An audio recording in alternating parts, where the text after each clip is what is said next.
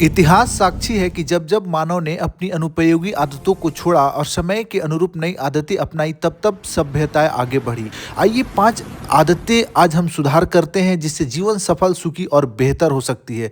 पहला है थकान को सफलता का प्रतीक मानने की प्रवृत्ति। आधुनिक समाज में अत्यधिक व्यस्तता को सफलता का पर्याय बना दिया गया है। दिन में 14 से 16 घंटे काम करना, नींद पूरी न होना और हमेशा थका रहना आज गौरव के विषय बन गए हैं। जबकि विज्ञान और व्यवहारिक अध्ययन स्पष्ट करते हैं कि निरंतर थकान व्यक्ति की निर्णय क्षमता, रचनात्मकता और स्वास्थ्य को कमजोर करती है। खेल जगत, सेना और चिकित्सा जैसे उच्च प्रदर्शन वाले क्षेत्रों में थकान को जोखिम माना जाता है, न कि उपलब्धि। इसके विपरीत सामान्य जीवन में हम थकावट को सामान्य बना चुके हैं। यह प्रवृत्ति दीर्घकाल में मानसिक रोगों, हृदय रोगों और उत्पादकता में गिरावट का कारण बनती है। अतः 2025 में इस मानसिकता को त्यागना होगा। हमें सफलता से मतलब होना चाहिए, ना कि ज्यादा काम करने से।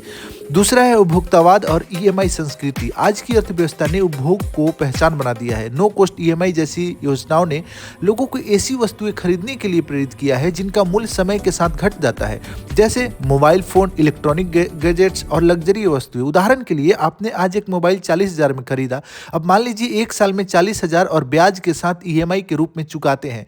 वही मोबाइल 6 महीने बाद 20 से 25,000 में मिलने लगता है, लेकिन आपको वही मूल्य और ब्याज भी चुकाना होता है। यह प्रवृत्ति व्यक्ति को वर्तमान सुख के लिए भविष्य की स्वतंत्रता व आय को गिरवी रखने पर मजबूर करती है। इसके विपरीत शिक्षा, कौशल और स्वास्थ्य पर किया गया निवेश समय के साथ मूल्यवर्धन करता है।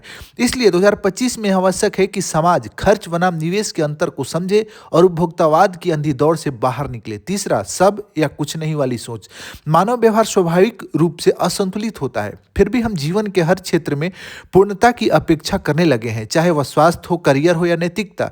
यह सोच व्यक्ति को या तो अत्यधिक अनुशासन में जकड़ देती है या फिर पूर्ण विफलता की भावना में धकेल देती है। वास्तविक जीवन में सतत सुधार अधिक प्रभावी होता है। छोटे लेकिन नियमित सुधार व्यक्ति को अस्थायी परिवर्तन की ओर ले जाते हैं। अतः 2025 में इस चरम मानसिकता को छोड़कर संतुलन को अपनाना होगा, जैसा कि गौतम बुद्ध ने मध्य मार्ग में बताया था। चौथा, निवेश में निष्क्रियता। परंपरागत सोच रही है कि निवेश कर दो और भूल जाओ, लेकिन बदलते आर्थिक परिदृश्य में यह दृष्टिकोण जोखिमपूर्ण है। जीवन के विभिन्न चरणों में व्यक्ति की आवश्यकताएं, लक्ष्य और जोखिम उठाने की क्षमता बदलती रहती है। सक्रिय निवेश प्रबंधन न केवल आर्थिक सुरक्षा देता है बल्कि भविष्य की अनिश्चितताओं से भी बचाता है। इसलिए 2025 में निवेश को एक जीवंत प्रक्रिया के रूप में देखना आवश्यक है।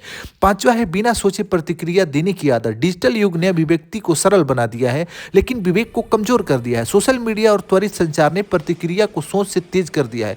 इसका परिणाम सामाजिक ध्रुवीकरण, मानसिक तनाव और संबंधों में टूटने के रूप में सामने आ रहा है। सभ्य समाज की पहचान विचार पूर्वक प्रतिक्रिया से होती है, न कि तत्कालिक आवेग